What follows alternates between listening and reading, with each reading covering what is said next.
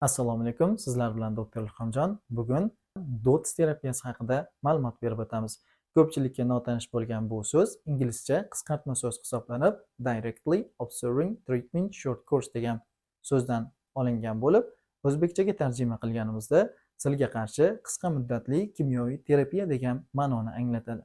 Sil kasalligini davolash 2 oy davomida statsionarlarda hamda 4 oy davomida ambulator sharoitlarda davolaniladi. Mana shu jarayon dots terapiyasi deb ataladi. Dots terapiyasi asosida statsionar holatda davolanayotgan bemorlar silga qarshi 5 turdagi dori vositalarini kombinatsiya holatda iste'mol qilishadi. Bularga izoniazid, rifampitsin, etambutol, pirezinamid hamda streptomycin kabi tabletkalarni qabul qilishadi. Undan so'ng bemorlar ambulator sharoitga ruxsat beriladi. 2 oydan so'ng bunday holatlarda shifokorlar nazorati ostida hamda patronaj hamshiralar va shifoxonaning bosh hamshirasi nazorati ostida silga qarshi 2 turdagi rifampitsin va izoniazid kabi dori vositalarini qabul qilib yurishadi.